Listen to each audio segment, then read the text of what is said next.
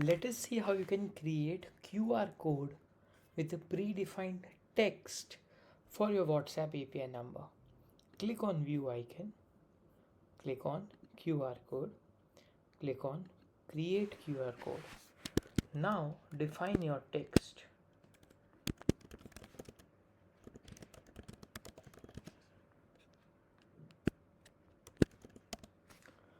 This is the text that will come to your WhatsApp API number as an incoming message from the end user.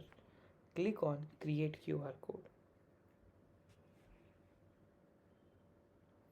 Once the QR code has been created, you can see it here, you can copy it, save it, as well as you'll get a deep link URL. You can also circulate this URL in your social media icons.